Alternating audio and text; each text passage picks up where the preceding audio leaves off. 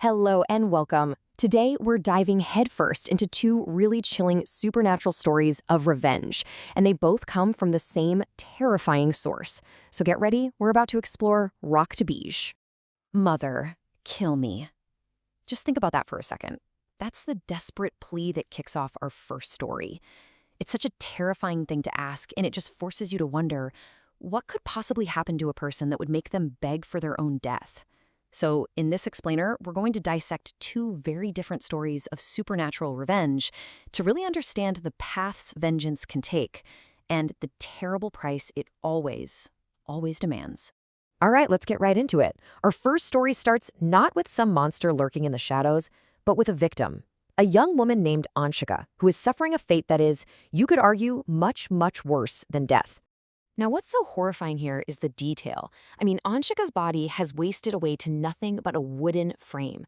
Her face is this ghostly white color, her eyes are completely sunken in, like every last drop of life has been drained from her.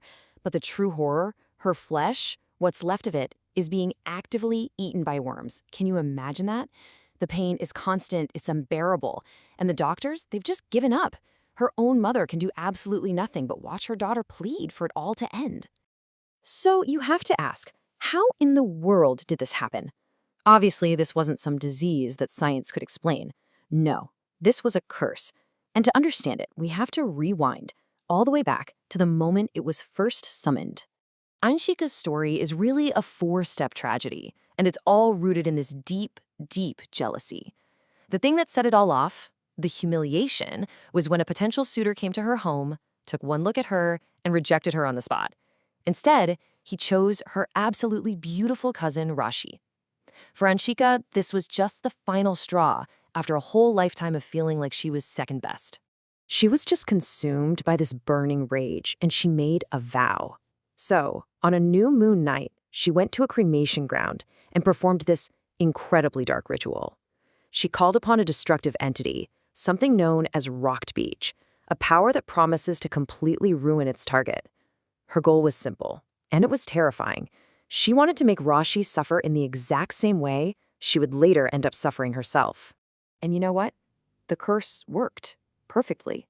Rashi's famous beauty just vanished. Her body withered away. She was tormented by worms, and she died this gruesome, horrible death, just like Anshika wanted. But, and this is the really crucial part, these dark powers, they aren't loyal to anyone. The moment Rashi was dead, the Raktbeej, its hunger not satisfied, turned its attention right back to the person who summoned it. Anshika started to suffer the exact same horrifying fate, which led her to that desperate plea we heard right at the beginning. Okay, so let's shift gears now to our second story, and you'll see how this builds. This is the story of Ganga, and it shows us a very different kind of revenge. This one isn't born from envy, but from this profound betrayal and really a quest for justice.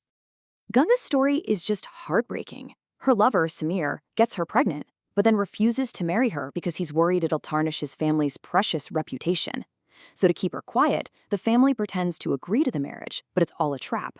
Months later, with Ganga heavily pregnant, they murder her. They push her down the stairs and stage it to look like an accident. But they made one huge mistake. Ganga's mother, Rekha, she overheard them confessing everything. And filled with grief and rage, she vows to use dark magic to unleash her daughter's spirit for one last thing: justice. And this whole plan is just methodical. When Samir brings home a new bride, a woman named Prerna, Ganga's mother makes her move. During a village ritual, she snuffs out a protective flame, which allows Ganga's spirit to possess the new unsuspecting bride. The family tries to protect themselves with holy powder, but Rekha had already swapped it out for a fake. And so, inside the house, the possessed bride becomes this instrument of pure vengeance, killing Samir and both of his parents, one by one. And once justice is served, Ganga's tormented spirit is finally set free. So, there we have it, our two stories. On one hand, you have Anshika, who summoned a demon just because she was jealous. And on the other, you have Ganga, a spirit seeking justice for her own murder. Let's really break down the fundamental differences between these two very different paths of revenge. Okay, let's really get into this. We've seen two completely brutal outcomes, both fueled by supernatural forces. But what is it that truly separates Anshika's story from Ganga's? Well, the answer really lies in their motive, and of course, the aftermath. Yeah, this slide just lays it all out perfectly, doesn't it? And Shika's motive was pure, unadulterated jealousy. She wasn't actually wronged, she just coveted what her cousin had. Ganga's motive, though, that was a quest for justice after a horrific crime, her own murder and the murder of her unborn child. And Shika used this external, uncontrollable force, the Raktbeej, while Ganga's own spirit became the weapon. And that, right there, leads to the most critical difference of all, the outcome. And Shika's revenge backfired spectacularly, consuming her in the very fire she started. But Ganga's revenge, as brutal as it was, ended up liberating her. So the bottom line is this. While both of these paths are absolutely drenched in horror, they represent two fundamentally different ideas. Anshika's vengeance was like a poison she willingly drank herself, hoping someone else would die from it. Ganga's, on the other hand, was a desperate, violent rebalancing of the scales, a terrifying but ultimately a complete form of justice from beyond the grave.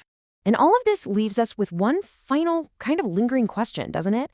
These stories show us the absolute extremes of the spectrum, from self-destruction all the way to liberation. But they really force us to think about that murky gray area in between. At what point does a quest for justice curdle into just pure ugly vengeance? And no matter what the motive is, what is the ultimate price for unleashing that kind of darkness into the world?